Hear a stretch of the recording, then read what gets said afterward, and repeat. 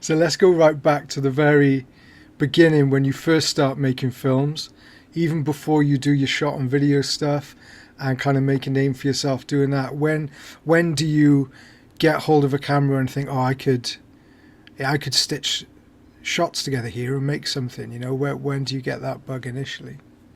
When I was 12, my mother always had a 8 millimeter movie camera that she made home movies with. So when I was 12, I borrowed it and made a little 3 minute quickie movie where I played a serial killer murdering my friends. Yeah, And then I didn't. Then the next time then in a few years later, 8 millimeter cameras were replaced by Super 8 cameras that gave slightly better picture quality. And so once I had a Super 8 camera, then when I was 19, I started making a series of Super 8 short films that I did for 4 years from yeah. 73, I think, to 76. I made a whole series of these Super 8 short films that were anywhere from 15 minutes to 40 minutes. Oh, yeah. And they've all been collected now and released on Blu-ray in two sets in America. So anybody that wants to see them can rent the Blu-rays. They're called the Donald Farmer Collection Volume 1 and Volume 2. Okay. And you can go on YouTube and watch the previews for both of them and sort of get a little gist of what they're like. But yeah, I made this whole series of Super 8 movies. They were ranged from horror movies to melodramas. We even made one that was like a western, so where we had to rent horses and Oh, everything. And wow. so, they're a little variety of a little bit of this and that. Yeah, and you're cutting in camera just by taking your finger off the trigger, then moving to your next angle, or No, I those movies were a combination of editing in the camera and yeah, old-fashioned editing. yeah, Since they were shot on film, I had any editing that had to be done, I did with Super 8 splicing tape. yeah, And so they were silent movies. So when we would sometimes we would play them to audiences and we would rent halls or show them to clubs or whatever. I would usually get a record that we would play along with them and have yeah. cue up music to fit each scene. But then when they put them out on Blu-ray a few years ago, I just did a commentary for all of them. So when you're watching them, you're supposed to be listening to the commentary. Yeah, okay, cool. But I didn't make a movie with sound until '86 when I made my first feature 40 years ago. That's when I shot Demon Queen, which was my first commercial feature, which actually was, distributed internationally. And, Yeah. and that one was done the old fashioned way, shooting on video with live sound. So how new is VHS as a technology when you shoot that? Well, Is it still expensive VHS because it's just come out?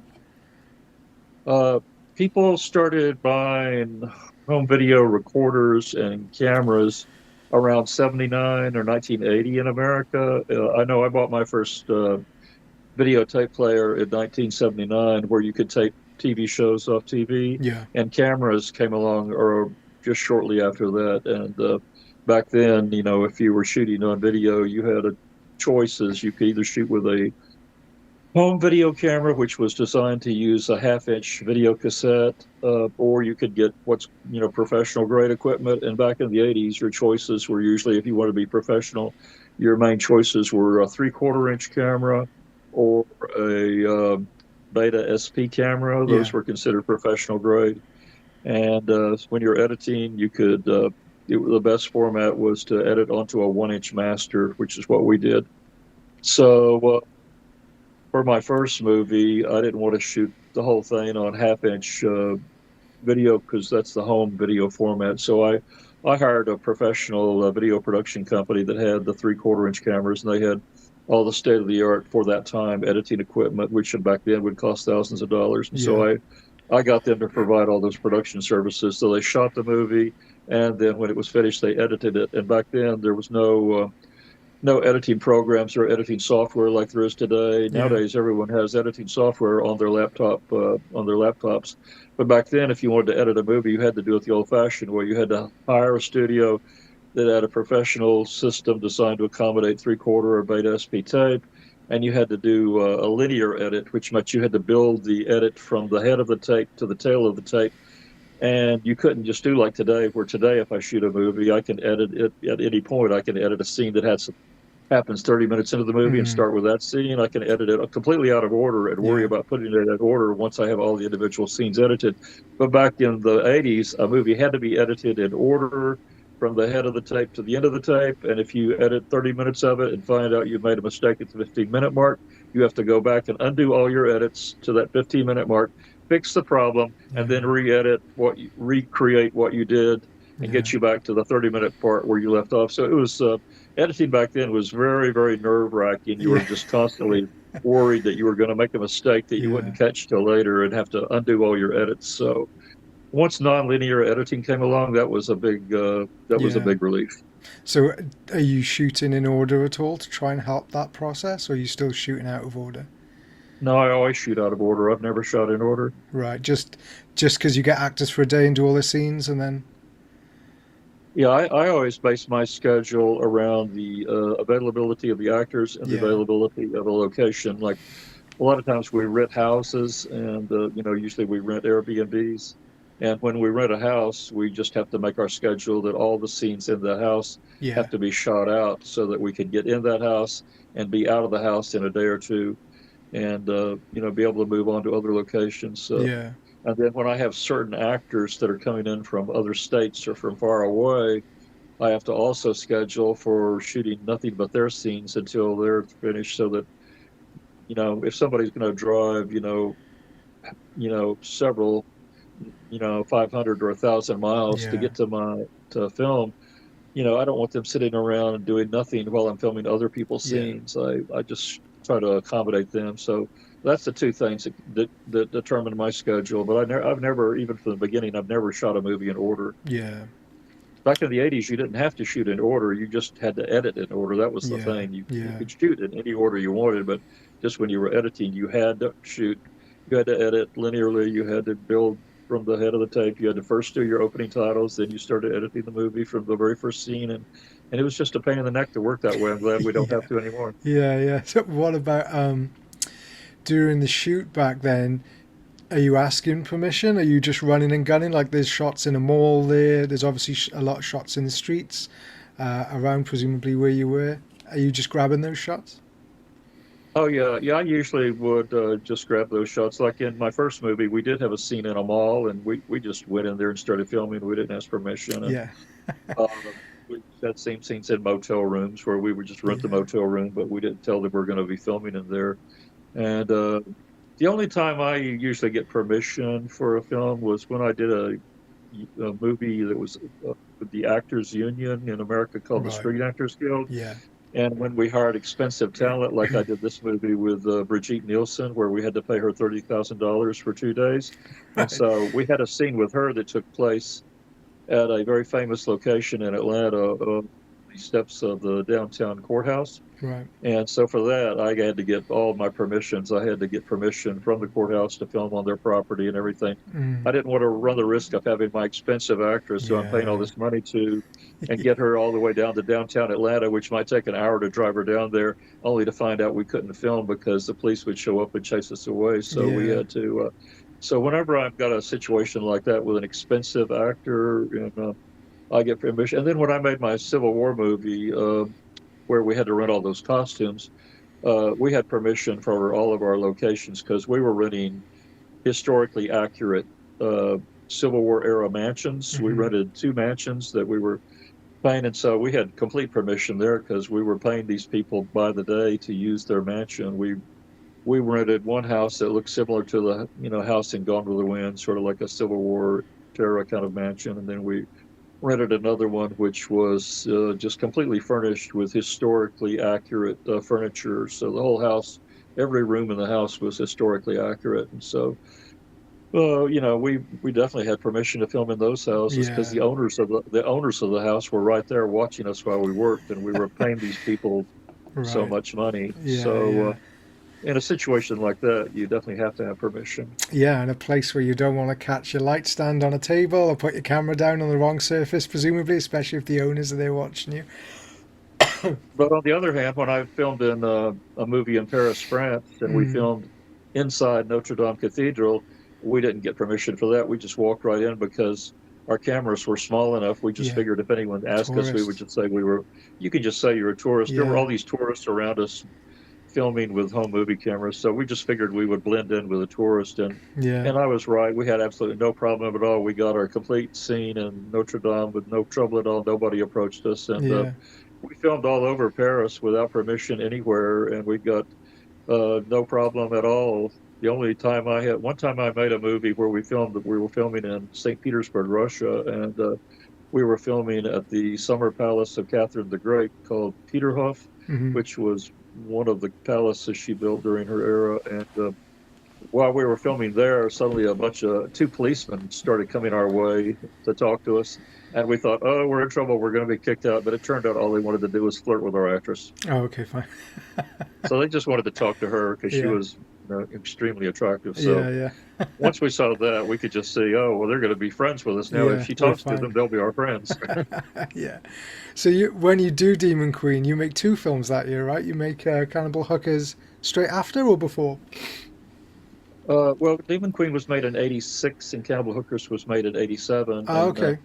Cannibal Hookers was made in Los Angeles, whereas Demon Queen was made in Miami and Fort Lauderdale, Florida.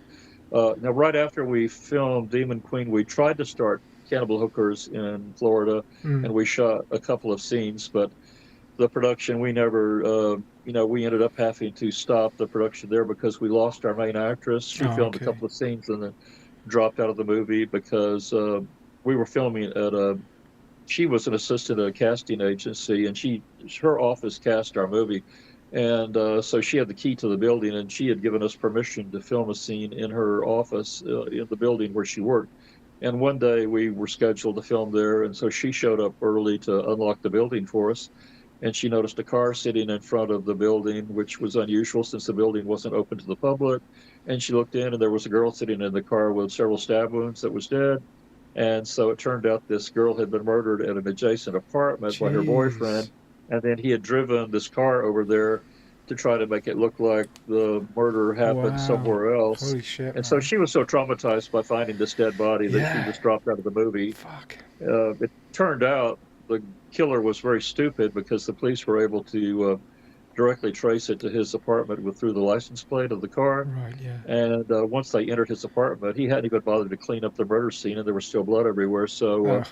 he was very swiftly arrested Yeah. because of his not planning out Yeah. in advance. Yeah. And then you stop filming, regroup, Well, we cast stopped somebody filming, yeah, new. because she didn't want to film anymore because she was Yeah. so traumatized by finding a dead body. So we just, and at the same time, we got an offer from a studio in Los Angeles that said if we would move the production to Los Angeles, we could use their studio. So we went to Los Angeles. I went there with a friend, and we started up the production there. And it was turned out to be a good idea because we were able to get a much better cast in Los Angeles with much Yeah. actors that had really solid experience. We got one actress that was the star of a very popular syndicated TV show in America called Glow Wrestling, which was actually made into a Netflix TV series Yeah. recently. And so we got quite a lot of actors with really solid experience. And we got much better locations in Los Angeles. We were able to Yeah. It looks rent cool. an actual castle in a suburb of Los Angeles that had been used it was owned previously by the horror director Ted Michaels, Yeah. and he had used it in his movie Blood Orgy of the Yeah. She-Devils. And Yeah. so we rented his castle, and we were able to film in an actual castle Yeah. so we never could have gotten a location like that in Florida. So moving the shoot to California turned out to be a really great thing. And directors like that, and like Roger Corman with really OTT titles that catch your ear, posters that catch your eye, these kind of really like larger than life B movie ideas. You seem to be running with those kind of things from the start. Who influenced you to want to make films with big titles? You know that. Well, the first horror movie that really caught my attention was a movie that I didn't actually see. I just saw the preview to. My mother took me to see a kitty matinee once, and before the kitty movie started, when I was like 9 or 10 years old, they showed a preview for this movie called House of the Damned, and just watching the preview of that one got me obsessed with horror movies because just the preview scared me so much. Yeah. And so I thought that was a great title, House of the Damned. And ever since I've been making movies of my own, I try to come up with titles which I call, high concept titles, Mm. which means the title should give you a clear idea of what you can expect to see in the movie, like Cannibal Hookers clearly lets you know you're going to see hookers that are cannibals, Yeah. and Vampire Cop, you know you're going to see a cop who's a vampire. I just don't like to use generic titles, Yeah. like the movie. If you're doing a movie with a generic title, like Scream, for example, that's a very generic Yeah. title, but they can get away with that because they have huge stars in their movie. Yeah. I mean, you can always get away with a generic title if you have huge stars because the Yeah. stars will sell the movie. But if you don't have a budget for huge stars, then it helps you a lot to have a very specific high concept title. Yeah. Like I made this one movie which was about murders happening in an auto body shop, and so I wanted to call the movie Body Shop because then it would have a double meaning. But Yeah. my producer who was putting up all the money for this movie, he insisted on calling the movie Deadly Memories, and I told him that's a very generic title. It doesn't Yeah. mean anything. You know, it doesn't really tell anybody what they can expect in the movie. What does Deadly Memories mean? That could mean, you know, it doesn't. Yeah. He just it really pissed me off that he wanted to call the movie that because I thought it was a fairly good movie, but he ruined it with that awful Yeah. title. So how soon do you have people investing money? Like, do you start when you first make Demon Queen? Are you putting up your own money and selling it direct to video shops at that time, or do you get distribution? Oh, from the very beginning, I got professional distribution. I didn't try to sell my movies to video shops on myself. From the very beginning, I got a professional distributor who would. In fact, for Demon Queen, I had two distributors. I had one that handled U.S. licensing, and I had another one that handled international licensing. Yeah. So, with my very first movie, my international sales agent got the movie sold to France, Belgium, and Korea. And then in America, my domestic licensing company, I had an agent who then licensed my movie to a joint British-U.S. company called Mogul Communications. It was a company that started in England, and then they relocated to America. And they were in the '80s. They were a very big video label that got their stuff in most of the video shops. Yeah.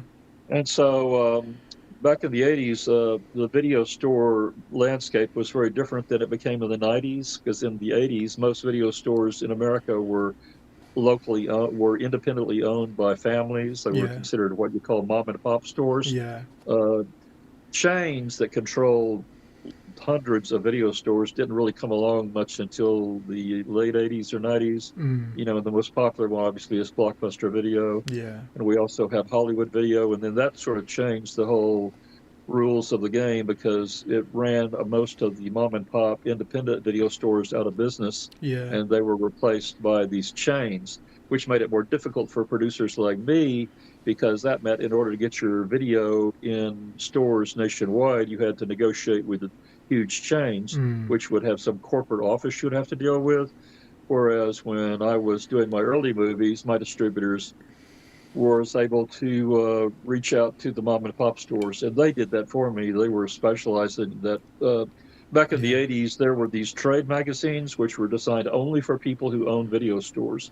And so if you owned a video store, you were allowed to subscribe to these trade magazines, which would contain large ads of all the new movies that you could buy for your video store. And so when I would license one of my movies to a domestic distributor, Yeah. they in turn would take out ads in these trade magazines for video store owners, advertising my movie and telling these video stores all over America, you need to buy this movie by Yeah. Donald for your video store. And that's how video stores came to buy my movies. No, my first movie, Demon Queen, they didn't do such a good job. They advertised it quite a lot, but I was disappointed. I would travel to dozens of video stores to check and see if my movie was in the store, and I only found it in maybe less than 20% of the stores I was going to. So they did kind of a spotty job getting it out there. But for my next movie, Cannibal Hookers, that I made in '87, I licensed that to a Canadian company.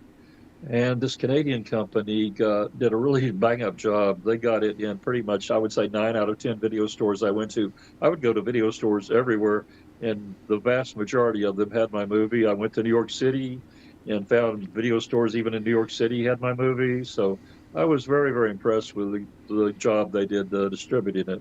That's cool. And again, the name. If you're just looking at a magazine and you've got a small ad, maybe with the cover, maybe with just text, the name of your movie there, people are going, okay, I'll have however many copies of that. That's going to help you get in. Presumably, the minimum copy requirement goes up by a lot for Blockbuster as well, so it's harder to sell because you need to shift a certain amount of copies to get into larger stores.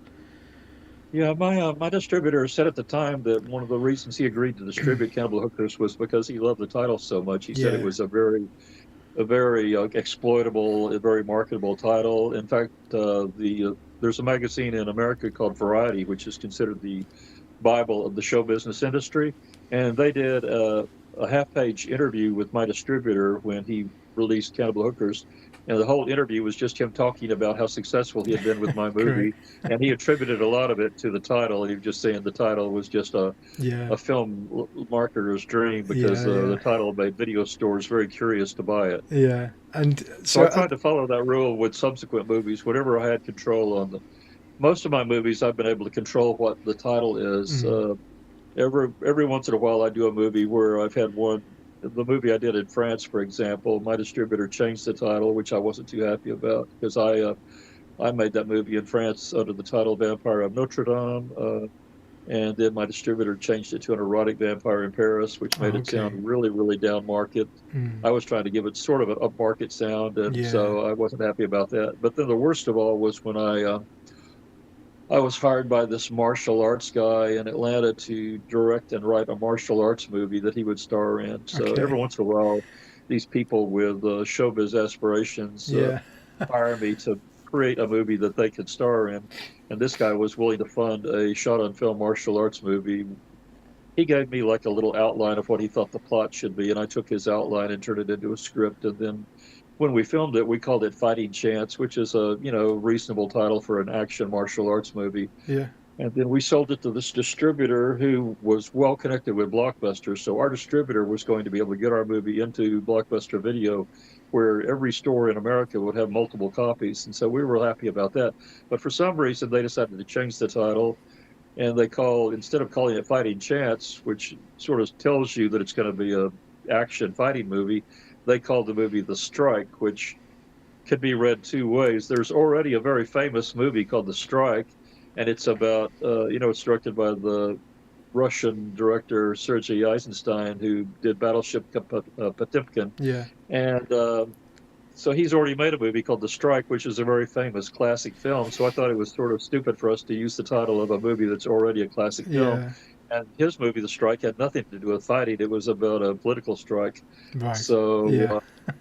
so anyway, I wasn't happy about them changing the title of the movie, but still, that didn't prevent Blockbuster still distributed it, and I would go to every Blockbuster I could find, and every single one of them had at least 4 or 5 copies. So That's cool. I guess that awful title didn't prevent Blockbuster from buying it. And was the guy happy, the martial arts guy? Was he happy with his vehicle for his skyrocket to stardom? Did he get anywhere after doing it? He was very, very happy. I mean, he That's liked the good. idea that his picture was on the cover, Yeah. and you could go to any Blockbuster and see 4 or 5 copies of a video with his picture on the Yeah. cover. Yeah. But after that, no one ever hired him based on that. He made other movies, but every time he would make another movie, he would have to self-finance it because he never Yeah. could find investors or other producers that were wanting to hire him because of the strike. So he still had to keep making movies with his own money the way he had with the strike. Mm. Do you know anybody else making or shooting films on video at the time? In the early 90s, people like Tim Ritter come out and they start getting somewhere with their films, and there's a lot more people shooting on video, but you don't have such easy access to the information as you would now. So when you're shooting features on video, do you feel like you're doing that in isolation? Did you know anybody else that was doing that? Well, I was friends with Tim Ritter before I made my first feature because Okay. Tim Ritter at the time lived 30 minutes from me. I All lived in a right. town called Stewart, Florida, and Tim Ritter lived 30 minutes away from me in Jupiter, Florida. And so I was already friends with Tim. Tim had already made his first movie, Truth or Dare. And in his movie, the female lead was an actress named Mary Finero. So when I was making my movie, Demon Queen, which was going to be shot in Florida, I was asking Tim for if this actress that was in his movie, if I could get her for my movie too. And so he connected me with her, and so yeah, I used that same actress from Tim's movie, and I made her the star of my movie, Demon Queen. So yeah, Tim was a big help to me right from the start, and we still work together today. In fact, I'm working with Tim right now Oh, because cool. Tim does for my last several movies. Tim is my pro supervises all of my post production. Amazing. Okay, Like cool. I do the initial edit of the movie. I do the rough edit of my movies, and then I turn it over to Tim, and Tim does the final edit, Yeah. and then he also does the sound effects. If there has to be any digital shots added, he does that. Mm-hmm. He does the title and credits, the opening titles and the closing titles. If there's any library music that we need, he lays on that. And Right, then yeah. I usually secure music we have permission to use from various musicians I know. People who are musicians are constantly offering me free Yeah. music. That's one of the benefits of having been doing movies for 40 years is that it's got my name well enough known that Yeah. I'm constantly having musicians contact me offering me music. I've just had one yesterday write to me and sent me a bunch of music and said, use it for free. You know, Oh, all they that's want is cool. their name. All they want is their name in the credits. So, and Yeah, we have a yeah. really in my new movie, Scream Queen's Weenie Rose, we've got a really great rock band named Slasher Boy that did a song for us, and they wrote this song just for our movie. It's not sometimes musicians tell us to use an existing song from one Yeah. of their existing Yeah. albums, but in this case, Slasher Boy wrote a brand new song for us. That's cool. And it's a really a super catchy song. I'm really eager for everybody to hear it. It's called Scream Queen Girl, and it's a perfect theme song for our movie. So I'm really happy to have a working relationship with Slasher Boy. I'd love to use them again. You know what I love about Scream Dream is the theme music that the rock band sings, and I really love how often you use the Scream Dream theme in that film. Was that written? Well, that was another case of I found this rock band that created a song just for us. Yeah. What I did was we were filming Scream Dream at a nightclub in Cookeville, Tennessee, called the. It was a really popular club where everyone would go to drink and see, and then they. It was not a club that would bring in celebrities to perform. It was a club that had a house band, and every time you went there, you would expect to see the house band performing. And the house band was called Ricochet. And so when I was friends with the man who owned the nightclub, and so he gave me permission to film in his nightclub because he owned the place, and I was buddies with him because he ran a video store that I patronized. So he knew me from always coming in and renting movies from him. And so when we went there, I met his band, Ricochet, his house band, and I told them, you know, I'm making a movie in this club, and we need a band for the scene. So why don't you be the band? Do you want to be in the movie? And they say, oh yeah. And then I said, better yet, could you write a theme song for the movie? And they said they could. So I just gave them two song titles. I gave them the title Scream Dream and then the other title Ballbuster. And I told them, take these two titles and write songs that have these titles. I said, just write a really up-tempo song. So that's what they did. They just took the two titles I gave them, Scream Dream and Ballbuster, and they wrote songs using my titles. And then once they wrote these songs, I said, now we have to go and record professional versions of these songs Yeah. because when we're filming the movie, the actors, your band is going to have to be lip syncing to a pre recorded track. We cannot film live audio for Mm. musical numbers because the ambient noise of the club and the noise of the crowd would interfere with the quality of the song. And also, if I'm going to be doing multiple camera shots, you know, it's going to be hard to maintain consistency of the Yeah. song and the audio from Yeah. different shots. So it's better just to film the movie the way I'm going to with multiple shots, and everybody on stage is going to be lip syncing and pretending to be singing, and your guitar players will be pretending to play. And then when we edit the movie, we'll just sync everything up to this pre-recorded track. So what I did was we went to Nashville, which is Nashville, of course, is famous for having dozens of professional recording studios where they make all these country records. So I rented one of these studios, which somebody told me was about as affordable as you could find in Nashville. They told us if we could go in and out with our band in 2 hours for $300, we could record two songs in 2 hours. So then I asked them, does anyone famous ever record at that club? And they said, well, you've heard of James Brown, haven't you? And I said, yes, I've heard of James Brown. They said, well, he doesn't record here. He doesn't record here, but his band does. Okay. So that was our claim to fame. We were recording at the studio where James Brown's band recorded, but not him. And That, so anyway, but $300 is about the cheapest you can find at a yeah, studio in that's good Nashville at the time. going. I don't even think you could get it that cheap now. No. So we went in, we recorded our two songs. So I went with the band to supervise the recording. to make sure everything went good. And sure enough, we got everything done in 2 hours. Then they gave us the master tape, and then we used that master tape. And then when my editor edited the movie, I gave him the master tape to sync up all the shots to the songs. Where did the where did the cover come from? Where did the idea for the chainsaw through the bed come from? Oh, well, that was done by our distributor. We licensed Scream Dream to a distributor in Philadelphia. Every one of my movies in the 80s had a different distributor. I never seemed to use the same distributor twice. So we licensed that to this distributor in Philadelphia that had a big operation going there at the time.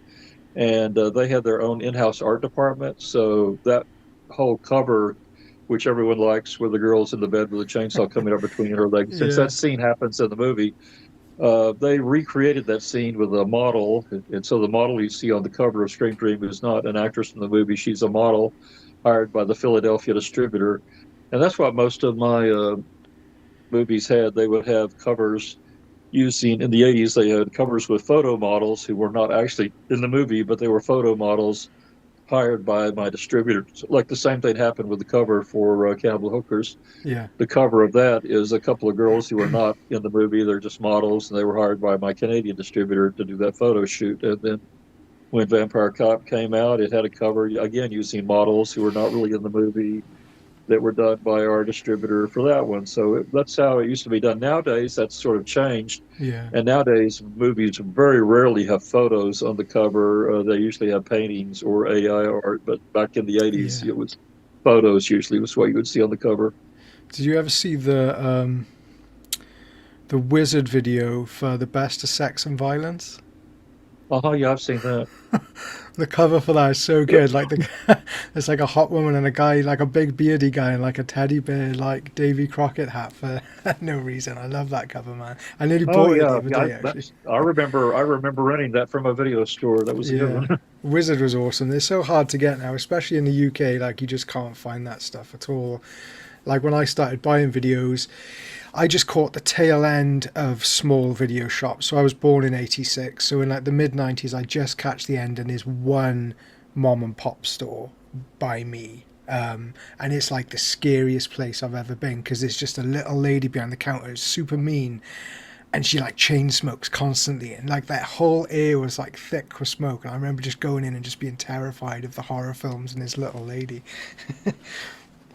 Well, when I lived in Los Angeles, when I was making Cannibal Hookers, I lived just a few blocks away from a video distribution outlet, which is the store that the public is not allowed to go into it. It's a store where they stockpile all the videos that are going to be shipped out to various video stores. And so the store was like the halfway point between the video label, like Wizard, and the actual video store. Before video labels tapes would go to the stores, it would first go to these distribution outlet, which was video warehouses. And so I was able to tell these people, since I was actually a film producer and everything, they let me, even though they usually did not let the general public into these warehouses, they let me in.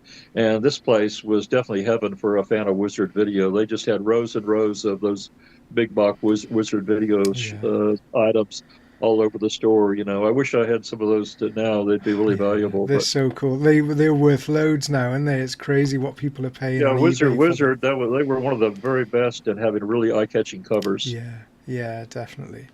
Um, Before I forget mentioning Tim Ritter, I love Joel in Dirty Cop No Donut, and I love your performance in Dirty Cop No Donut too. How do you end up acting for Tim in that film? Was it an impromptu thing? Was it planned? Well, no, it was scheduled. I mean, like I said, I've been friends with Tim from the very beginning before I made my first movie. So, and he knew I had acted in my movie Savage Vengeance, where I played one of the two maniacs who were terrorizing Camille Keaton. Yeah, And so he apparently liked the way I played a maniac in that movie. So he yeah, invited me when he made Dirty Cop No Donut, I guess based on my performance in Savage Vengeance, he offered me that role, and I thought it would be fun to do that. And so I do that occasionally. Every once in a while, people ask me to be in their movies. I've done a few recently. I mean, I've done a combination of actual legitimate roles where I have, a lot of screen time, and then I've done bit parts in movies too. Like I did I did a little bit part in a Gwyneth Paltrow movie that got an Academy Award nomination Oh, called amazing. Country Strong, where I just have one little shot. There's only one shot of me in the whole movie, but it's a very interesting shot where I'm pretending that I'm having a nervous breakdown and I'm just sort of acting like I have Tourette's syndrome and just cursing all over again. The Right. director basically told me before we did that shot that I'm supposed to be acting happy and excited because I'm at a Gwyneth Paltrow concert, and so instead I did just the opposite because I figured if I did what she told me to, they wouldn't use it. So I Okay. just sort of acted like I was having a nervous breakdown and throwing a fit, and as a result, she used my shot in the movie. So Yeah. I figured that's what they would do. I figured Yeah. if I Yeah. acted crazy, they would use my shot. So that's my only time ever being in an Oscar-nominated movie. Yeah. Although we did not win. But then just more recently, I did a fairly large part in a movie called Chicken's Blood, which was really well received in America, and you can watch it on, I believe it's on Tubi, where you can watch it for free. And then just a few months ago, this friend of mine, Caspar Melted, who has starred in several of my movies, like my Cannibal Hooker's remake, and also she started my movie Hooker with a Hacksaw. Well, Caspar now is a director herself, and she directed. She's done two movies so far. Her first movie, Busted Babies, she put me in that, and I have a small role in that one. But for her new movie, she made me actually the star of it, and so I pretty much have the biggest role in her new movie, Oh, where nice. I get to really chew the scenery and act as more crazy than I've ever acted. So if you thought I was crazy in Dirty Top No Yeah. Donut, Yeah. that's actually nothing Oh, compared to what great. I am in this new movie. Oh, I can't wait. I brought my crazy act to a whole new level. I spoke to Bruce Longo the other day as well, so he was mentioning Casper and working with you, and is he going to put that out as well? Her new film? Yeah, my new movie, Scream Queen Sweeney Roast, is going to be my third movie for Bruce. He's Oh, distributed nice. already two of my movies with his Bloodsick label. He distributed Yeah.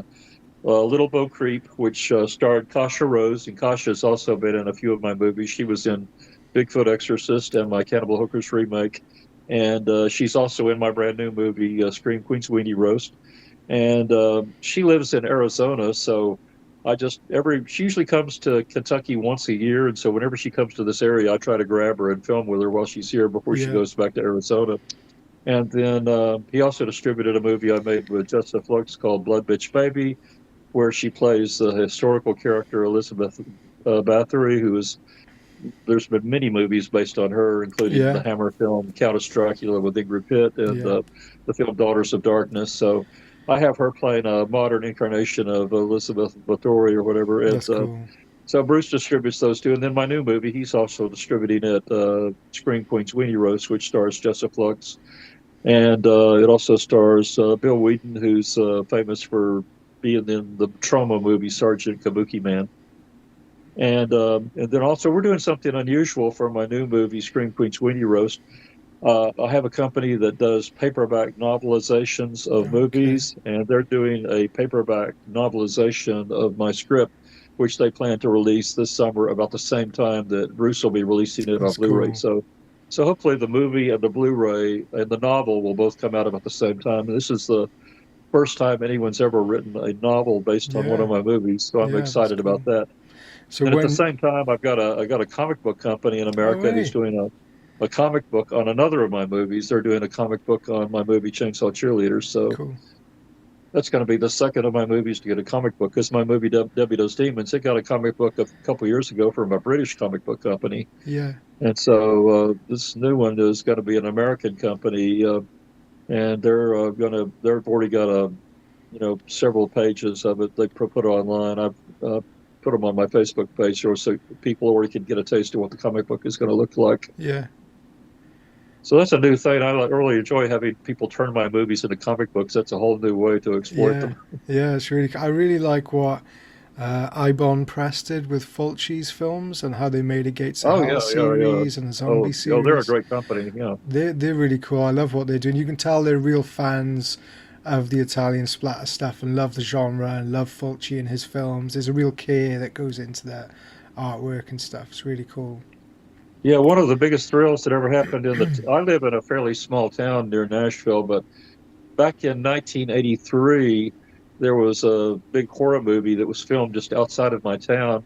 and the star of it was Richard Johnson, the star of Fulci's movie Zombie. Yeah. And so Richard Johnson came to my, and then they asked how, there were other horror stars there too. There was uh, see, the guy who started there's a, you remember this company called Amicus Films that used to Yeah. make multiple story movies in the 80s. They made The House that Drew Blood and Yeah. Tales from the Crypt. Well, anyway, they'd made a movie called Asylum, which starred Peter Cushing and Yeah. Robert Powell. And then Robert Powell was in the movie being made in my town too. So Robert Powell and Richard Johnson both came to my little town and were staying in a motel in my little town while they filmed this horror movie called What Waits Below, which was produced by Sandy Howard, the same man who produced The Devil's Rain with Ernest Borgnine and William Right. Yeah. Shatner. Yeah. Yeah. And so they had a press junket while they were in town, and I got invited to the press junket because I was a local journalist, and so I got to meet Richard Johnson and Robert Powell and interview them, and so that was a big thrill Yeah. because That's cool. I just seen Zombie, so I was asking him all sorts of questions Yeah. about working with Lucille Fulci. Yeah. Yeah. So who were you writing for at the time as a journalist? A magazine or a newspaper? At the time, I was writing for, well, first I was writing for Fangoria. I Right. was writing for Fangoria all through the 80s. Then I also was writing for a daily newspaper that came out in my town where one of the things I did was I was in charge of the weekly entertainment magazine. And then also I started my own fanzine called the Splatter Times. And then on top of that, I was the American correspondent for a French magazine called Le Grand Fantastique, which is still being published to this day. So I would go and cover movies that were being made in America, and then I would send them my article, and they would translate them into French. Okay. Yeah. So when I interviewed Richard Johnson, I originally published my interview with him in my daily newspaper in the entertainment magazine. But then I also sold that article to Fangoria, and they published it too. So my interview with Richard Johnson ended up in Fangoria. And that was the first article I did for Fangoria. And then I did several more articles for them. I went to Paris and interviewed Jess Franco for Oh, Fangoria, amazing. and then I went on the set of the Stephen King movie Cat's Eye, starring Drew Barrymore, and I covered that for Fangoria. Yeah. And then so I did quite a few other movies that I would cover for Fangoria, so that was lots of fun. And then if I would cover a movie and Fangoria didn't want the article from me, then I would turn around and sell it to the French magazine. Like I was on the set of George Romero's Day of the Dead. I actually played a zombie in Day of the Dead. I didn't know that. And That's cool. Fangoria did not want that article from me because they had their own writer there covering Day of the Okay. Dead. So I sold my Day of the Dead article to the French magazine, and they published it. How did you get to be a part of that? Just applied to be an extra? Well, by that time, I already had a reputation as a journalist because I had been working for Fangoria, and I'd been working for, at the time, I was also working for the biggest daily newspaper in Tennessee called the Nashville, Tennessee. In addition to my own town's daily newspaper, I was working for two newspapers at the same time. So I knew that Day of the Dead was going to be filming, so I Mm. just did some detective work.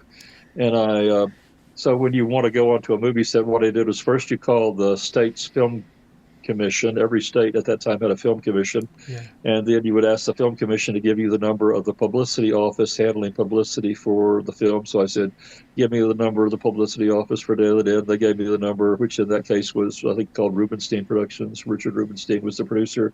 And then once I contacted them, I told them all my press credentials. So I worked for Fangoria and all these newspapers, and told them I wanted to have press access to their filming location. And they instantly granted my press because they Right. liked my credentials. So they instantly gave me permission. And then they told me that they were going to fly me, all expenses paid, to Pittsburgh, Amazing. and put me up at a hotel and cover all my meals while I was there. So that was really nice because when I covered the Stephen King movie, they didn't pay any of my expenses. Right.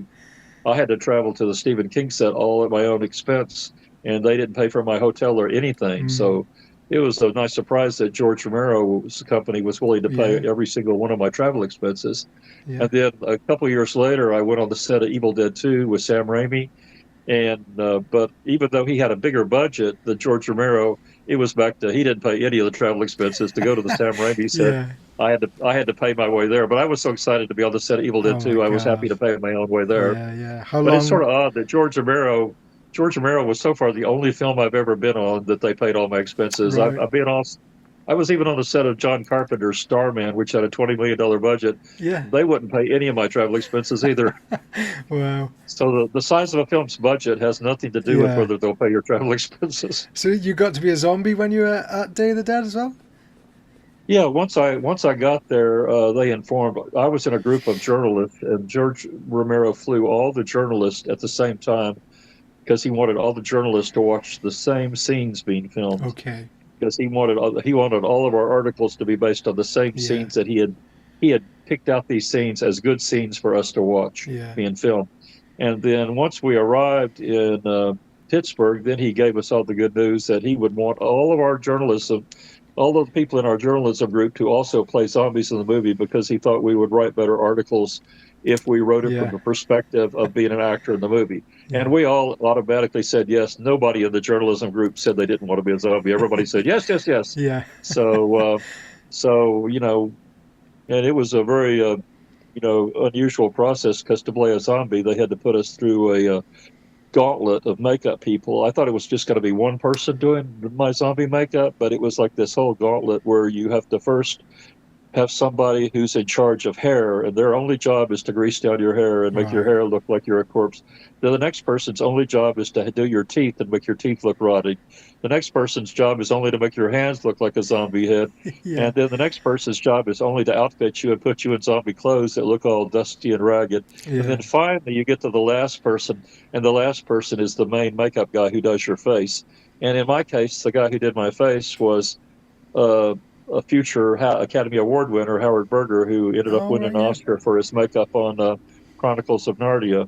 And so he did the makeup. Now, the big makeup guy on that shoot was Tom Savini, and Yeah. Tom Savini did the makeup for the editor of Fangoria, Okay. but he only did makeup for very few people. Just the most special people got makeup done by Tom Savini, Yeah. and Okay. the rest of us got their makeup done by Howard Berger. But then ultimately, Howard Berger is the one Yeah. that won an Oscar, And not Tom well, Savini. he's a part of K&B as well with Greg Nicotero and That's stuff, right. right? At the time, like Yeah, they were coming up they were all together. there. The whole K and B Yeah. group was there, and any one of all the K and B guys were assigned to various zombies. So just by the luck of the draw, some of us got Greg, and some of us got Howard, and I got Right. Howard. And Yeah. but yeah, I met Greg and became friends with him on that set, and then I ended up visiting two other sets of Greg's. Like when I was on the set of Evil Dead 2, Greg was there Yeah. because K and B was also doing the Evil Dead 2. Yeah. And then the last movie I visited Greg on was a Chuck Norris movie called Invasion USA, Okay. Cool. which Yeah. once again had him working under Tom Savini. Tom Savini was the head makeup guy on Invasion USA, Mm. and K&B was working under him.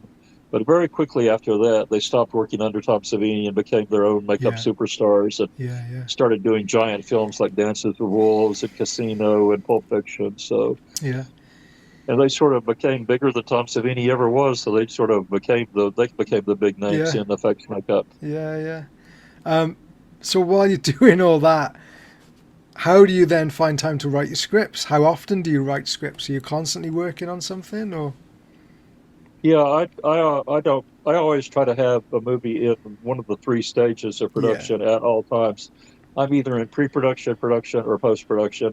And I think ever since I've started doing movies in '86, for the last 40 years, I've almost consistently maintained constantly being I'm either writing a script, Yeah. planning a movie, shooting a movie, or I'm in post-production, which can take anywhere from a few weeks to a few months, depending on Yeah. what my access is to the post-production. Um, so yeah, I try to always be in fact, just yesterday, I finished the last of my post-production duties on Scream Queen's Winnie Roast. Now I'm completely finished with that post-production, but 2 weeks ago I started my script on my next movie, so Yeah. I'm already into my script on my next movie. How do you not So, burn out? How do you not burn so yourself now out I from now doing? I now I have all my free time to devote to finishing up my script. Yeah, and there's never been a time in all the years that you've been doing it that you've thought, I might walk away from films, I might not make another, maybe I won't do one. You've always been No, driven. I think that the cycle of life is post production and pre-production. That's for me. That's the Some people the cycle of life is the seasons of Yeah, fall, winter, spring, and summer. But for me, the seasons of life are pre-production, production, and post-production. And that's just how I like to live. I don't Yeah. if I find myself not in one of those three stages, I feel like, I need to get busy and get something going. Mm. It's it's And also commendable. I've been doing a new little thing that is a little different than my normal movie. I've started doing anthology movies, sort of like Amicus used to do, Yeah. where I've been doing these movies with multiple stories. And then what I would do was, when Amicus did multiple story movies, they would always hire the same director who direct all the stories. Like for Asylum, all the stories were directed by Roy Ward Baker. For Tales from the Crypt, all the stories were directed by Freddie Francis. But when I do multiple story movies, I usually have a different director for each story. And each story, the films will have an umbrella theme where all the stories have to have the Yeah. same theme. But I get that way, I just get a lot of up and coming directors who want to get exposure, and I give Yeah. them an opportunity to be in a movie that I'm producing, they can have the excitement of directing one of the stories. So Yeah. the first one I did like that was called Nun Dead, where all the stories involve zombie nuns. Yeah. And then I did one that came out last year called Catnado. All the stories involve tornadoes full of cats. And then my new one actually comes out next month. It's being released by Wild Eye Releasing in America in March. And that one is called Amityville Aliens. And all the stories in that one are about alien invasions in the town of Amityville. Great. What about that the High Eight anthology? How did you get involved in doing that with some of the other shot and video guys? Um, well, Tim Ritter was involved with it. I think Tim was the one that told me about that because he directed one segment, I directed another, and then they've gone on to make a few more. I've only been involved in the first one, but then they've done a few more. I think they Yeah. did one called High. They did one called High Death, and I hear a rumor that there are thoughts about taking all of the High Eight movies now and collecting them in a box set. Oh, So I hope cool. that would happen. That would be really great. Yeah. Are you still? Is Wild Eye your company? It's your releasing company. Did you start Oh that no, company? they're just right now one of the two companies that I deal with. I'm dealing Okay. right now. I do some of my movies for Wild Eye, and I do some for Bruce over at Bloodsick. Yeah. And for example, my two new movies that just came out are both with Wild Eye. Because last month my movie Darby's Scream House, which is my horror satire on the Barbie movie, it came out from Wild Eye. And it's getting really good reviews, some of my best reviews, and it's available now on Amazon.com, and also the big American retailer Walmart is also carrying it, and they've Yeah. got it on Walmart.com. So I think it's my sixth movie to be handled by Walmart, which is, Walmart is considered the Goliath of Yeah. retailers in America. I Yeah. don't know. I don't think they're in England, but they're really big over in America. Yeah. They have And like so, Asda here is like uh, the UK version. It's still owned by Walmart now, but it's like the UK version of it. But oh, it's okay. hard to get indie horror films into supermarkets in the UK. Yeah, I've only had, I think, two of my movies distributed in England that I'm aware of. Yeah. I know that my movie Erotic Vampire in Paris was distributed in England because my U.S. distributor got a separate company in England to distribute it. And one time I was in London, and I noticed that London had various Blockbuster video stores scattered around London at the time. So I went into one, and sure enough, they had two or three copies of my movie on the shelf at this London Blockbuster. So apparently, from that, they seem to have done a good job of getting my movie out in London. Yeah. And then also, Wild Eye has been doing quite a lot of international distribution for me. Now, recently, they've been very strong on getting my movies into the Japanese market and even getting me theatrical showings at theaters in Tokyo. But for the first movie I ever did for Wild Eye was called Shark Exorcist. And for that movie, they were able to get it released in England. And a lot of my British friends told me that the where you would find my movie in England was in this chain called Morrison's or something. Yeah, it's a And they said, supermarket. yeah, they said that this supermarket had a video section in the Yeah. supermarket, Yeah. and Yeah. the video stores in this supermarket were carrying my movie. That's cool. I had a similar situation when I did the Civil War movie in America because my distributor at that time, there was a big supermarket chain in America called Kroger, and all the Krogers had video stores inside every Kroger. They don't have them anymore, but back in Yeah. those days, in the 90s, every Kroger had a video store inside the store. And so my Civil War movie, Blood and Honor, was carried in every Kroger's video store. I would go to all these Krogers, and every time I'd go to a Kroger, they had my movie. So that's sort of an unusual Yeah, distribution to go through the. yeah, But yeah, apparently, that's how it was in England with Shark Exorcist. It was you had to go to a grocery yeah. store to find it. It's cool how the shark movies and like Ron Bonk stuff and that type of film is everywhere now. Like you can find it in pretty much every shop in the UK. It's like a ubiquitous thing that's like it's become a really popular thing as well, isn't it? Like what drew you towards making those kind of films when you first got involved with them? Well, originally I wanted to do Shark Extras too because I like the idea of doing mashups of two popular Yeah, genres or two popular titles. yeah, And so my thought was that the two most popular horror movies of the 70s were Jaws and The Exorcist. right. But I thought nobody had ever done a movie that would combine the two. So Yeah, that was my thinking that, well, if no one else has done it, I'll do it because it seemed I was shocked that nobody had already done it. No one yeah, had thought of combining the Jaws and The Exorcist. It seemed like such an obvious thing to do. yeah. So, but I did an internet search and I couldn't find evidence that anyone else had done it. So I just quickly did it. And when I proposed the movie to Wild Eye, they just loved the title, and they said they instantly agreed to be handling distribution for it. Yeah. And so since then I've done two more shark movies for them. I did Shark Exorcist 2 on Holy Waters, which came out 2 years ago, and they for that movie they got it released in Tokyo, and a theater in downtown Tokyo even showed it, and they had a big Tokyo premiere. And then after the showing of Shark Exorcist 2 was such a success in Tokyo, they decided to arrange a showing of my first one also at the same theater. And for the second one, I told the stars of the movie, I said, the stars of Shark Exorcist are this couple that are big world travelers. They're always traveling overseas. Yeah. And so I told them, well, you should know that we're going to be showing Shark Exorcist in Tokyo. So if you wanted to go there during the week that they're showing out there, the theater will probably treat you like celebrities. And Yeah. so they decided to do that. So they went to Tokyo for the Tokyo premiere, and sure enough, the theater treated them like big stars. They That's rolled out the red great. carpet for them, and Yeah. they had them come on stage and answer questions after the movie, and Yeah.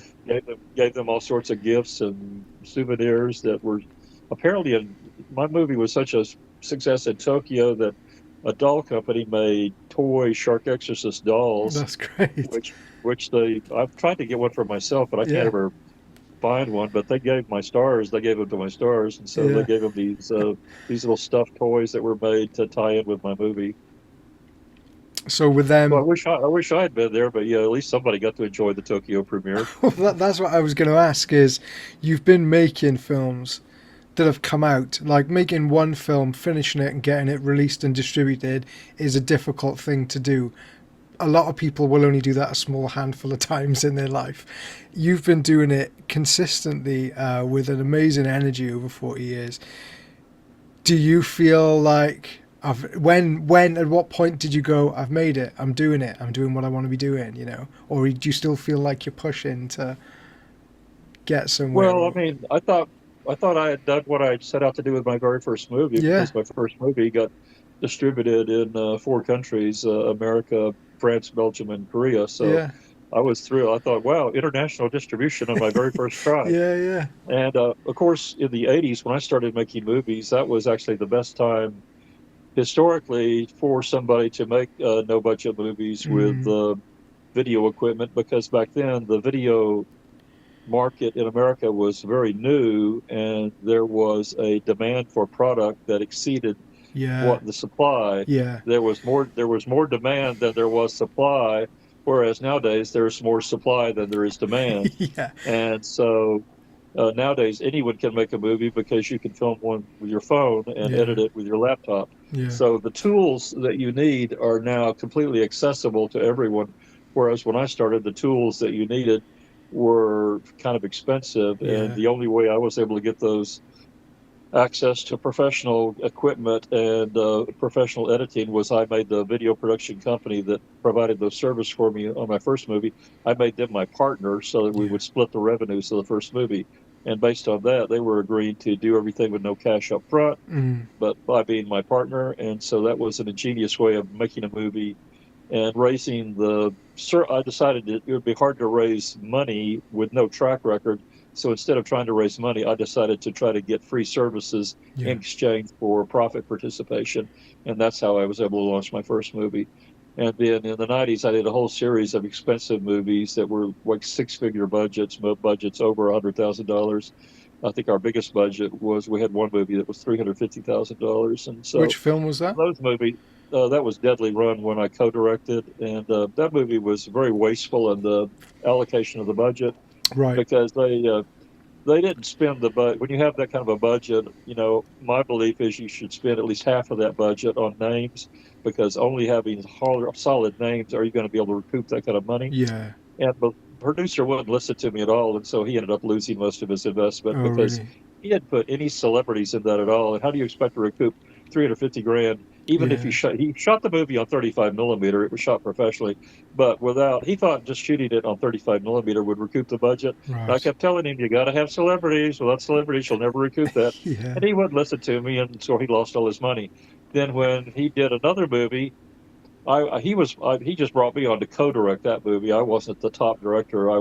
He ended up firing the original director before the movie was finished All and right. brought me in to finish the movie because the original director was sort of, not very professional. Yeah. For this, so after that, he agreed to finance three movies that I would direct and put up $250,000 for each one of them. And I would direct them, I would write them, and the only catch would he would have to be the star of all of them. Okay. And so I told him, well, you cannot make the mistake you made on your last movie. You've got to hire a Yeah. bankable celebrity that will guarantee that you can recoup your budget. And so we went through the process of trying to find a celebrity that would be in the movie. And so when he told me basically, he said, okay, he said, you're in charge of hiring the celebrity. I don't know how to do that. That's good. So he said, basically, I'm going to give you a certain amount of weeks to get a celebrity to sign a contract. And if you fail to do that within a certain amount of weeks, the movie is not going to happen. But if you can get a celebrity that I accept to sign a contract within a certain amount of weeks, then I will put up $250,000 and you can make the movie that I have to star in. So I started instantly negotiating with agents of celebrities. To get a celebrity that's got a big enough name, you can't talk to them directly. You have to talk to their agent. So Yeah. I finally weeded my list down after I got rejections from several people. Like I didn't get anywhere. I tried Natasha Kinski at first, but I didn't get anywhere Yeah. with her agent because her agent wanted like $1 million for her, Mm-hmm. and we only that would be like over too much of our budget. Yeah. We didn't have $1 million budget. We had a $250,000 budget, Yeah. so we didn't have $1 million to give her. I wanted a star that we could get for under 50 grand. So I weeded it down to finally I got interest from Brigitte Nielsen, who had Mm-hmm. been in the movies like Red Sonja Yeah. and Beverly Hills Cop 2 and Rocky 4. Yeah. And then Yeah. on the other hand, I had Bo Derek interested, and Bo Oh, Derek had amazing. been in 10 with Bo. So I was Yeah. simultaneously negotiating. So I told my money guy, I said, okay, Bo Derek wants to do the movie and Brigitte Nielsen wants to do the movie. So I think I'm going to be able to get one of them to sign a contract. So he said, okay, you have so many weeks. One of them's got to sign a contract because just the fact that they're interested isn't enough. Then you have Mm. to negotiate their perks and their terms. Yeah. So then it became a matter of negotiating with them the perks they would get. So the main perk an actress wants is first class airfare. They don't Okay. want to be flown in coach. The Okay. second perk they both wanted was they wanted a first class ticket for a traveling companion. Oh, They okay. didn't Yeah. want to fly to my location in Atlanta all by themselves. Brigitte Nielsen wanted to bring her husband, Yeah. and Bo Derek wanted to bring her best girlfriend. So we had to agree to two first class tickets. Mm. Then Brigitte Nielsen also said, I have to be picked up at the airport in a limo. So that's another perk. Okay. And then they both want a first class hotel. That's another perk. Yeah. So the perks keep adding up. And so you just basically have to tally how much Brigitte's perks are going to cost versus how Yeah. much Bo Derek's perks are going to cost. And we ultimately decided to go full blown with Brigitte Nielsen because her perks came in a little bit under what Bo Derek was wanting. Yeah. And so then we got her to sign a contract. And so then the producer, once that happened, he released the money and I was in business. So what was that film called? Remind me again. That was called Compelling Evidence. And it Okay. was actually my most successful movie in terms of distribution. It was Right. licensed to 30 countries. And because it wasn't a horror movie, it was just a murder mystery. Yeah. Horror fans sort of ignored it, but it actually had my biggest budget, and it had just lots and lots of countries bought it. It was released in Italy, Germany, South America, just all over the world. I mean, I have a list somewhere of all the countries that bought it. There were 30 countries in all, and then it was also not only released on this was in 1995 before the DVD business had really taken off. So Mm, every country that put it out on physical media put it out on VHS. yeah, But then it also was licensed to TV. So many countries bought it twice. They would buy it once for video and once for TV. And it was especially successful in Germany because Germany paid 60 grand for it, and we had only paid Brigitte Nielsen 30 grand for yeah, 2 days of work. So we made double her salary on the one German deal with Germany, and she was very sweet.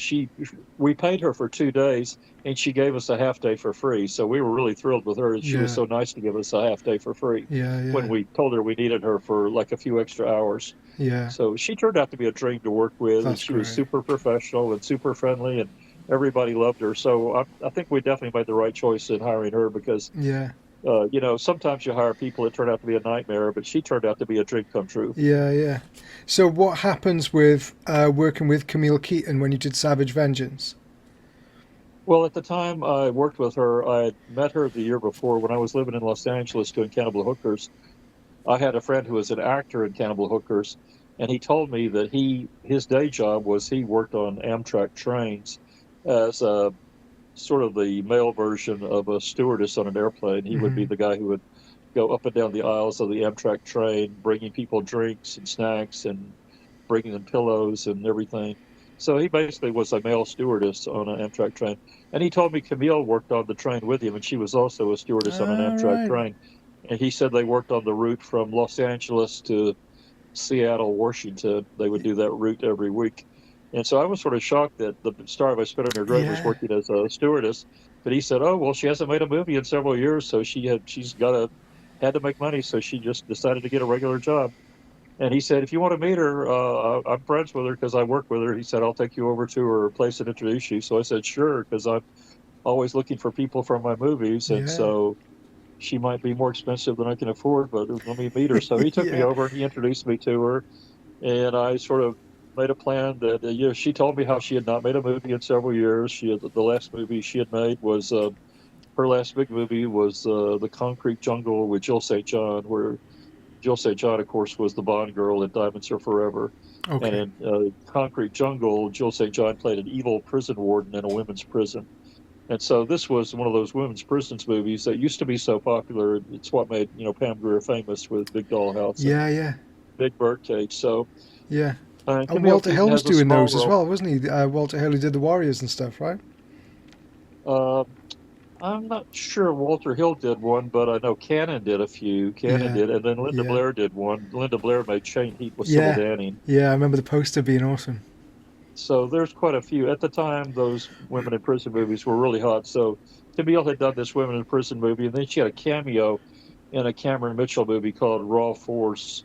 Uh, Yeah, and I think those were her last two movies. And so she hadn't worked for a few years. And so I told her, I said, well, I'm making movies. I just made my second movie, Cannibal Hookers. And so I'll try to, maybe we can find somebody an investor where I can raise the money to hire you. She made it clear, she wouldn't work for what I had paid my actors up to this point, yeah, because I was used to paying people like 100 a day or something like that, yeah, yeah, and she was going to be like much more than that. So yeah, anyway, right after that, I moved back to Tennessee, and no, I had been trying to find investors in Los Angeles with no luck that would put up bigger budgets for me, and I had no luck. And then, as luck would have it, as soon as I moved back to Tennessee, I instantly met a multimillionaire who wanted to finance a movie that I would help with him. He wouldn't let me direct it, but he let me have several jobs on it. mm, He said I could be the one of the line producers. I could be. He put me in charge of celebrity casting because I told him I knew a few celebrities, and then he also let me be an actor in it. So I had three jobs on this movie that was going to be a 35 millimeter theatrical movie. And since he put me in charge of celebrity casting, the very first thing I did was I called Camille and said, "Hey, I'm in charge of this big budget theater movie that's going to play in movie theaters, and I'm in charge of hiring celebrities, so I want to hire you." And so she said, "Oh, sure, well, great." So And then he told me he wanted me to hire two celebrities. So the other celebrity I hired was Cameron Mitchell because I was a big fan of his. And the one thing that was great about Cameron Mitchell was I had interviewed him a few years earlier for my magazine, The Splatter Times, and so I had his home phone number. So that meant I could hire him without having to go through an agent. Because when you go through an agent, they're going to try to stick it to you and Yeah. gouge you for as much money as possible. Yeah. Because Brigitte Nielsen's movie said her agents had run me over the coals negotiating with me for her. Right. And I thought, well, if I could just do a deal with Cameron directly, then I won't have to deal with an agent. So I just called Cameron at the phone number that I had used the last time I interviewed him and made him an offer. And sure enough, he accepted my offer and told me I would not have to talk to his agent. I could just hire him directly. That's great. And he actually told me just to pay him in cash. He just Okay, told cool. me to have a certain amount of money in an envelope when I picked him up at the airport. And if I gave him this certain amount of money, which was quite substantial, that he would be a happy camper. Okay. So I told the producer how much money I needed, this millionaire producer. And so he gave me the money in cash. I put it in an envelope and I picked up Cameron. I gave him the envelope. He looked inside. He was happy. And we were off and filmed with him for a week. Great. So that was, and then after I had done this movie with Camille, I was on good terms with her because I had put her in this Yeah. big budget professional movie, which was more expensive than some of the movies she had made. I think we had a much bigger budget than I Spit on Your Grave did. Yeah. We did the movie the old-fashioned way. We edited it on film. We made 35 millimeter theatrical prints, and the Mm. movie actually showed in theaters in the South. I don't think it ever showed outside the South, but in the South it showed at drive-ins and theaters. And so after I did this, then I asked Camille if she wanted to make another movie, but I wanted her to be in one of my movies. And so basically, I was planning to pay her exactly the same amount that she would be paid for No Justice.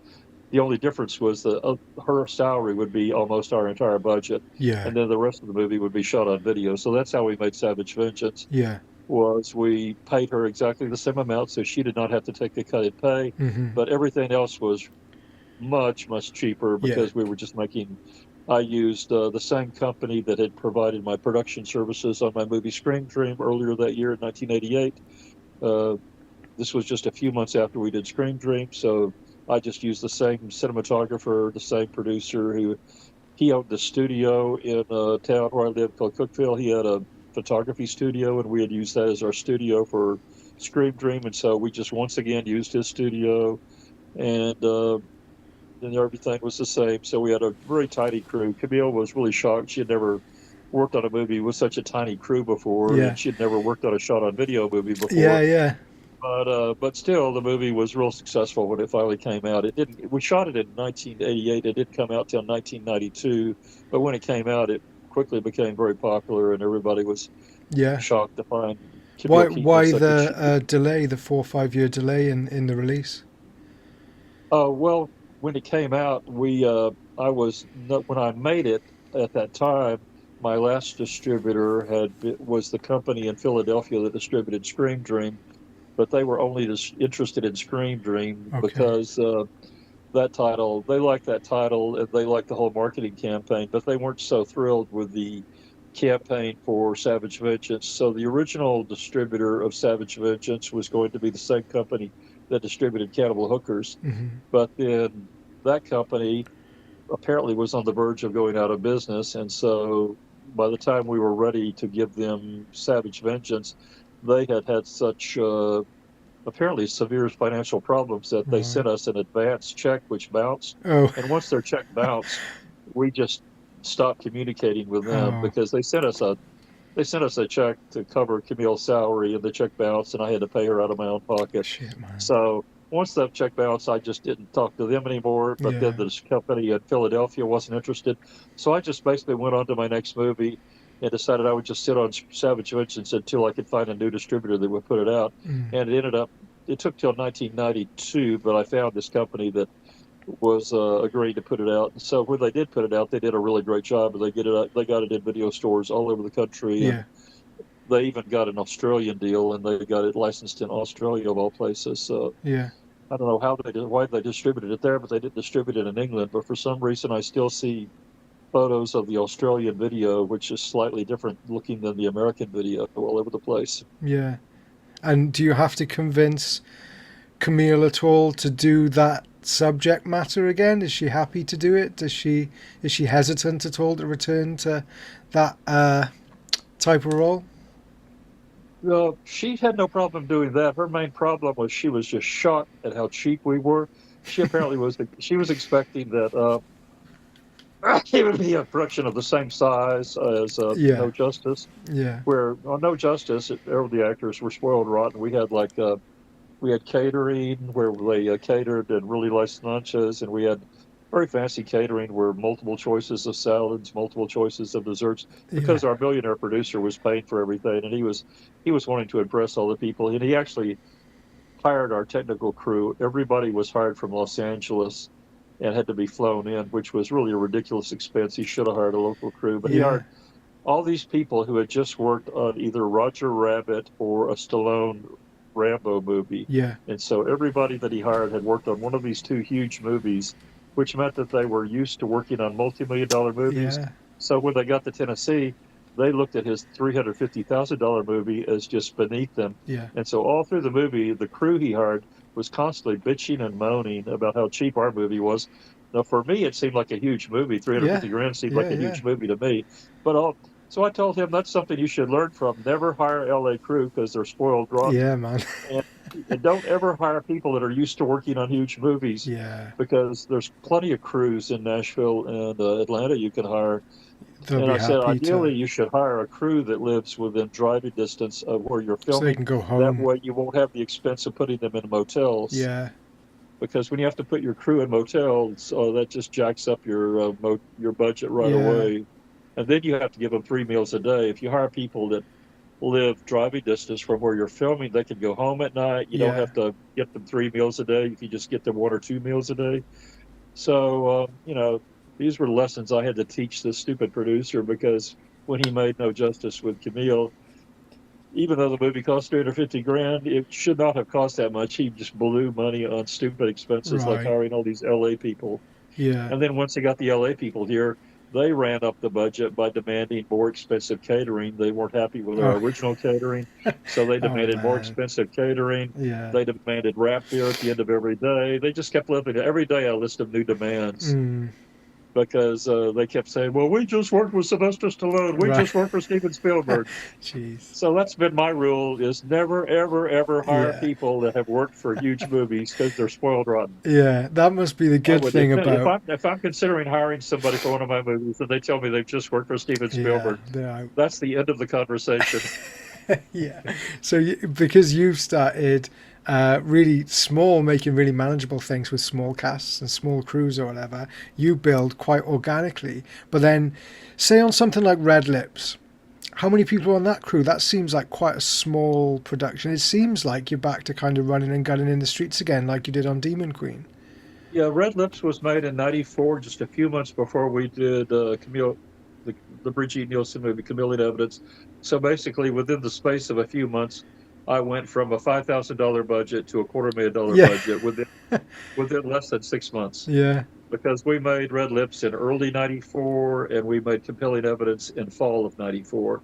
And so, yeah, that was a very, but it turns out Red Lips of the two movies is much more popular with fans and it's much better distributed now. It was picked up by Vinegar Syndrome. yeah, And so Red Lips is popular to this day. I mean, to yeah, this day, I still get royalty checks on Red Lips, whereas Compelling Evidence has just been mostly forgotten yeah, because, of course, another big problem with Compelling Evidence is when this producer agreed to put up 750 grand for me to do 3 movies in a row. I told him that you really, to protect your investment, you need to do two things. You have to have a big celebrity in each movie, and they should all be horror movies because horror movies have a built-in fan audience that yeah, will go to seek them out. But if you just make a murder mystery or a generic action movie, those genres don't have such devoted built-in fans. Murder mystery people aren't excited unless it's some huge movie like Knives Out. yeah, If you're doing a murder mystery, you have to, those people are spoiled. They want Murder on the Orient Express or yeah, Knives Out. They don't want to see a little cheap $100,000 murder mystery. yeah, But he wouldn't listen to me. And, the only reason Compelling Evidence did well financially was because he let me hire Brigitte Nielsen, and yeah, yeah, her presence in the movie got us. A lot of people that bought the movie told us they bought it sight unseen just because of her yeah, name. yeah. Like I did the same thing with Getty and Red Lips because I'd seen Gorotica and I hadn't seen Red Lips, and I was like, oh, it's another film that she's done.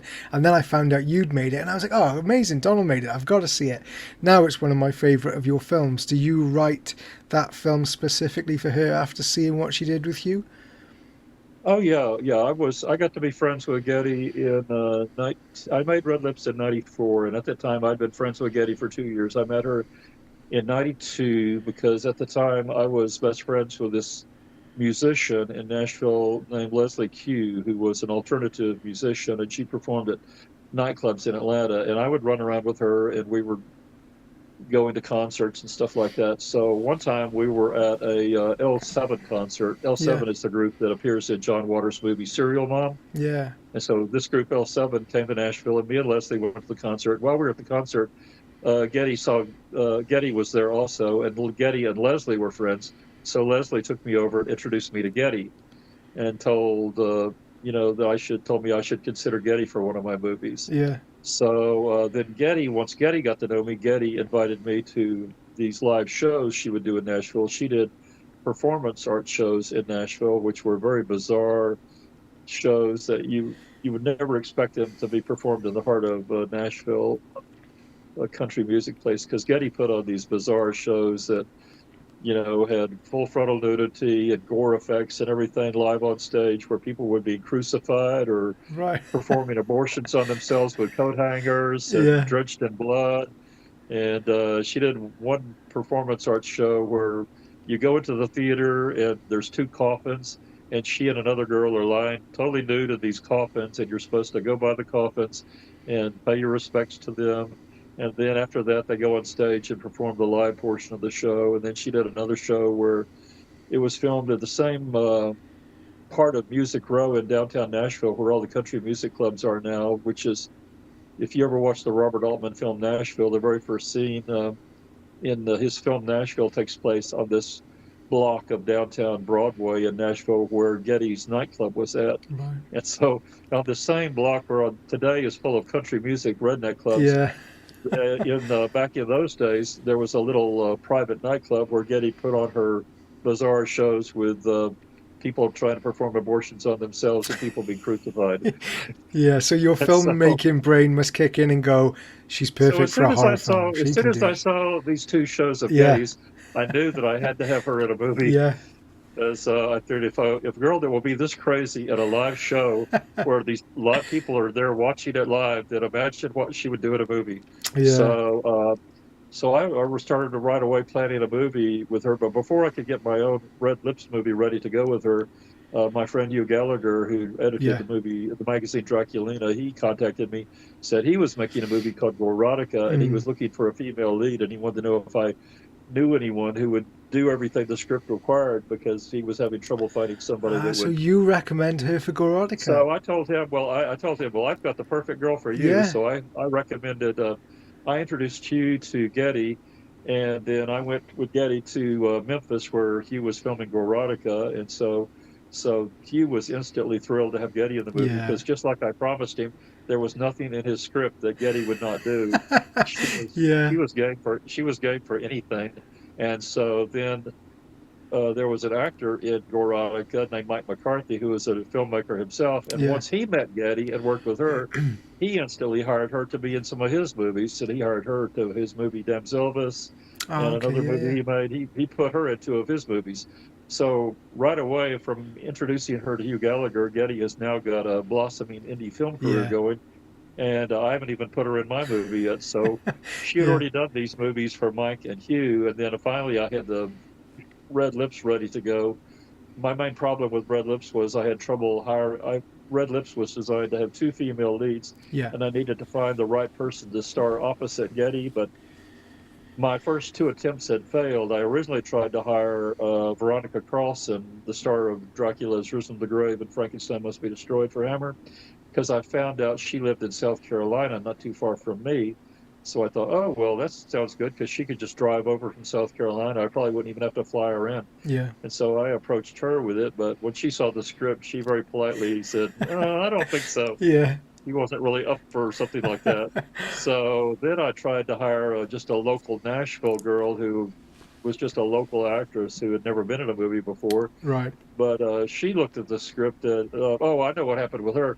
She agreed to do the movie originally because I just described it to her. I decided not to show her the script, just describe it to her. And then, but then I told her we needed her to come down to Nashville to film photos for publicity to help the story going, get publicity going. And I introduced her to Leslie Q. And as soon as she met Leslie Q, with Leslie Q, his face full of piercings and Yeah. tattoos, apparently just meeting Leslie Q freaked her out so Really. much that she told me she had to go to her car and get something she forgot, and she drove away, and we never saw Oh her again. man. So then we stumbled across Michelle Bauer, who I'd already Yeah. worked with before, and so the big problem with Michelle was that Michelle lived in Los Angeles, and if we were going to hire her for a cheap Red Lips movie, we would have the cost of airfare, which was going to blow our budget. However, I found that Michelle was going to be a guest at the Chiller Theater Convention in New York City, or in a suburb of New York. I think it was going to be in Secaucus, New Jersey, right outside of New York. And so I decided, well, I usually went to that convention every year anyway. So I contacted her and said, since you're going to be in New Jersey anyway, could you get the people who are booking your airfare to let you stay in New Jersey one extra day? And then I'll film with you right after the convention ends. And then you can fly out after you finish filming with me. She agreed to do that. So that way I didn't have to pay for her airline ticket Yeah. because she was going to be in New Jersey anyway at the expense of the Chiller Theater show. Me and Getty drove up to New Jersey, and we went to the convention, met her there. And as soon as the convention was over, we just instantly started filming, and we got a day and a half filming with Michelle and got all her scenes filmed, and then so we were able to wrap the movie within the threadbare budget that I had envisioned. Yeah. So how long are you normally shooting for then? Not for long, only for maybe what, a week max, is it? Well, Red Lips was filmed over several days because and Red Lips had more locations than any movie I've ever shot Yeah. because we started filming Getty's scenes in Nashville where she lived. And so we filmed at the nightclub where Leslie Q performed. So we filmed Leslie Q doing her performance. And we filmed then at a house that we got permission to use, somebody's apartment, and then we got somebody else that had an apartment. So two people gave us permission to use their apartments. And so then after that, we filmed with Michelle and Getty together. We started filming with them in downtown New York. So we filmed on the subways, and Yeah. we got permission to use a restaurant in Midtown Manhattan. Somebody gave us permission to film in their restaurant. And then we got permission to film in a lady's apartment in Brooklyn because this lady was the girlfriend of our co-producer and audio, the guy who had done who was going to do our audio on Compelling Evidence, and I was friends with him. So he got his girlfriend to let us film in her nice apartment in Brooklyn because she had a very nice apartment there. Yeah. And so we filmed in her apartment in Brooklyn. Then we wrapped all the Michelle scenes, and then we took Getty, and then on the way home we filmed a scene just with her in Baltimore, and then we ran over to Washington D.C. and filmed a scene with her that opens the movie with her, this other girl in bed. Yeah. We filmed that in Washington D.C. in an apartment complex, and then Kitten, who is in all these Russ Meyer movies like Beneath the Valley, The Ultra Vixens, and Up. Yeah. We got a second unit crew in Los Angeles to shoot her since Kitten was in Los Angeles. So Okay. we got her scene shot by a second unit in Los Angeles. So altogether, we finished the movie, but it had scenes filmed in Nashville, Los Angeles, Yeah. Baltimore, Washington, D.C., Brooklyn, and New York. Yeah. And are you running the camera while you're shooting? Do you have a DP? Are you just directing, or are you No, I had shooting a as well? DP I had a DP on that movie, so we Yeah. had a DP running the camera. Do you normally work with a DP, or do you like to shoot your own stuff? I've done both, but I prefer a DP if I could get one. And my Yeah. new movie is a combination.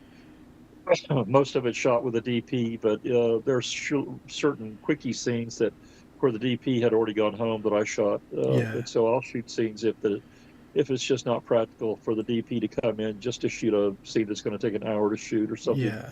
If it's a scene that I can shoot in an hour that doesn't involve any major lighting effects or Mm. anything, I usually bring the DP in if it's a scene that involves lighting because the DP has the whole light kit. But if it's a Yeah. scene that's going to take place if it's a daytime exterior where we don't need lighting, then I can shoot it myself if no lights are involved. But I always try to use a DP if it's going to have lighting Yeah. involved. How much do you change the way you shoot for your more modern films now, which need more VFX shots? There's green screens. You need to shoot plates. How much does that affect your filmmaking process? I presume you just have to think about it more, plan Well, it more. the three shark movies I've made are the ones that had the most effects, and Yeah, also the Catnado movie has a lot of digital tornado effects in it. And so for those movies, we uh, we shoot those in a very special way with Wild Eye. Wild Eye is in charge of handling the CGI animation because those shark movies have CGI animated sharks. yeah, And so what I do is when I turn in the movie to them, I have a blank space or a designated shot, a tip shot in the place where the CGI shark should go. So I'll either have a stuffed shark or just something to let their editor know where those shots should go. So when I okay, turn in my edit, I give them a hard drive that contains the master edit, but it has clearly indicated spaces. yeah, And then I also give them a list of every digital shot that needs to be added. And I tell them the time code number on the master edit where every digital shot should be inserted. So I'm not only giving them a visual reference, I'm giving mm, them a time code number, and I'm telling them in a written little list where every digital shot should go. So their CGI effects guy, all he has to do is go through my list, pull up the time code number I gave him. He can see exactly where the shot needs to go. And then I've yeah, got a little description of what the shot should be. And so all he has to do is follow my instructions and put in the CGI shot.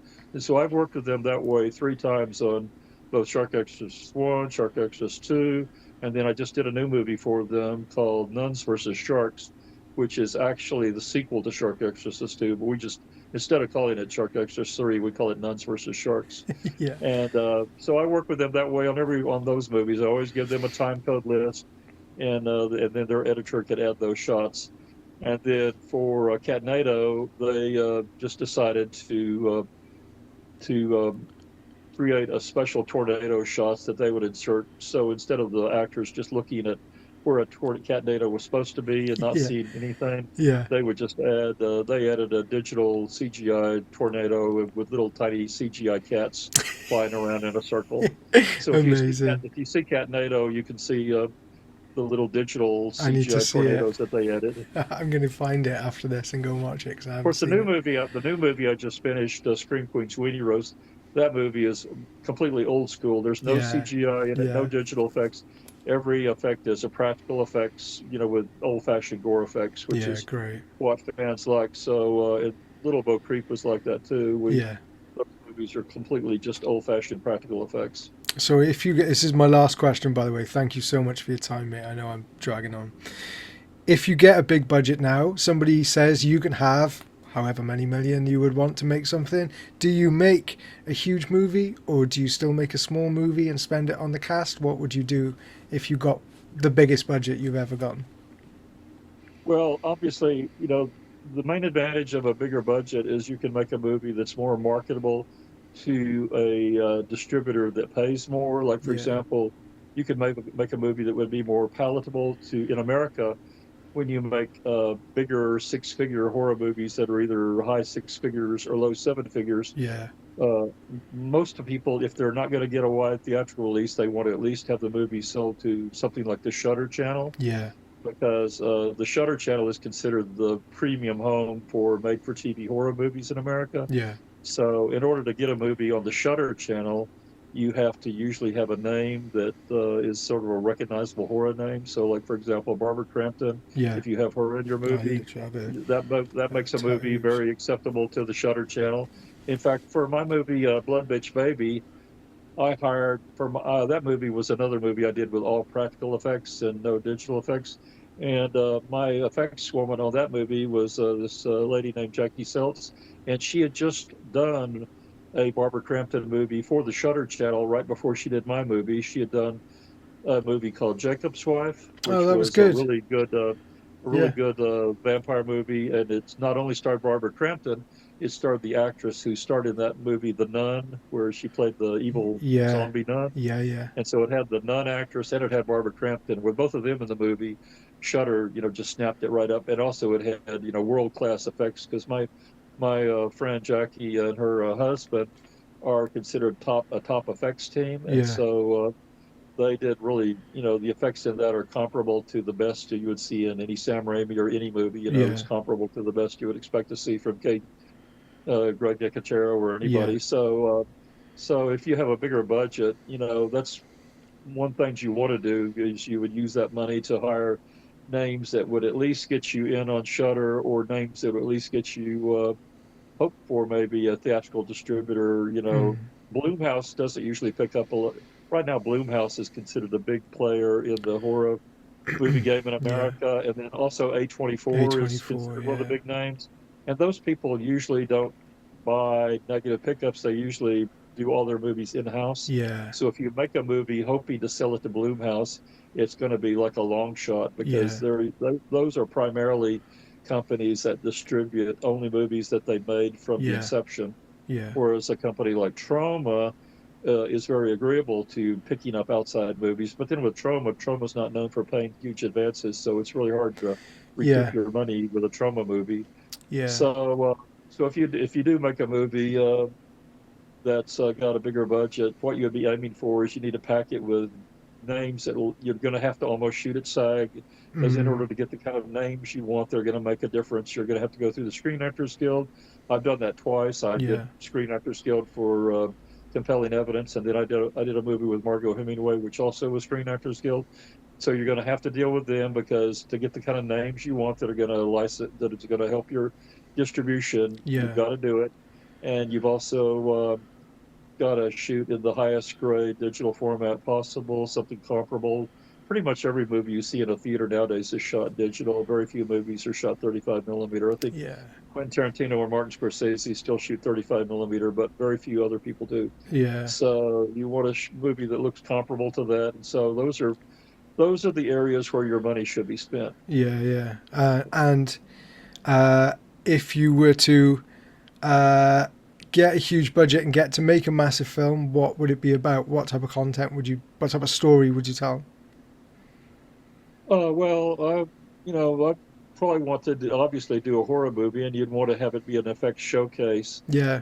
There's quite a few titles I have that are future movies I want to make. I like the movie I'm making next is called Stripper Ripper. That's a title I first announced over probably 15 years ago. I Right. first ran that title out and said that's a movie I'd like to make in the future. And Yeah. now 15 years later, I'm finally getting around to making it. Great. But I have several titles that I've announced on my Facebook page as titles I'd like to make in the future. And one title I've announced that I'd like to make in the future is Witches on Wheels, which would be a motorcycle Oh, movie that'd be about great. an all-girl Yeah. gang of witches on That would motorcycles. be great. And so that's one I would need a bigger budget for that one, because that Yeah. one you'd have to almost have to have a stunt coordinator and somebody to be in charge of bike safety and everything. Yeah. So that's a Yeah. movie I probably wouldn't. That I wouldn't attempt that movie unless I had a little bit a big budget. But that's one that would be a possibility if I had a bigger budget, because that movie could definitely benefit. And then also it would be a cross market appeal. It would have the appeal to the horror market and the action market. Yeah, I think like maybe Dear God No or something. So that's the last film I can think of that was something similar. The James Bickett film. I don't know when it was made, maybe 10 years ago, and it was an exploitation biker film, but it also had Bigfoot in. It also had like a home invasion element to it. Did you see that, Dear God No? Yeah, it's called Frankenstein Created Bikers. Oh, right, yeah, yeah. He made a few, didn't he? I think he did maybe two or three, perhaps. Yeah, Frankenstein Created Bikers was shot on 35 millimeter. He announced, and it had one or two genre names in it that were what I'm not sure. I think Lawrence Harvey was in that movie, Yeah, wasn't he? On Human Centipede 2, yeah, I believe he was in that Frankenstein Created Bikers, because he's one of these names that's been working a lot, and a lot of people are hiring Lawrence now to give their low budget movie name value, and he's anthologies especially. I just and did an anthology that I had a short in, and they hired Lawrence to do the wraparound so they could yeah, use his face on the cover so they could sell the. yeah, and apparently, I mean, he's obviously not going to work for 100 a day, but he's still, gonna. I think he's going to be more reasonable than some. Yeah, he definitely seems to be amicable to like no budget filmmakers trying to make extreme, especially like extreme gore stuff as well. Actually, he's done quite a few anthologies with a lot of kind of extreme gore directors. So he's definitely a good name. I think his name would help even if you're trying to sell a movie to Shutter. His name might help. Yeah, And and also he's not over exaggerated himself. He's not, yeah, got done so many movies that where people are sick of him yet. yeah, You know, there's some actors that just do like a movie a month, and they're in so many movies that having them in a movie doesn't mean anything. yeah, Like if you say you have Eric Roberts in your movie, it doesn't mean anything yeah, because he's in everybody's movie, and yeah, his name no longer means anything. It yeah, seems yeah, like, but I think Lawrence Harvey's name still means something. yeah, definitely. And your reputation means something. What you've done for the last 40 years is amazing, mate. Thank you so much for taking the time to speak with me. Thanks for your films and all your amazing work over the years. Oh well, good to talk to you. That's Wales is a place I'd like to go someday. But yeah, Well, I if you always. come over, let me know, man. I'll tell you cool places to go. There's a lot of beautiful stuff to visit over here. Thanks so much for your time, Donald. I appreciate it, man. All right, I appreciate you inviting me. Thanks very much. Thank you, mate.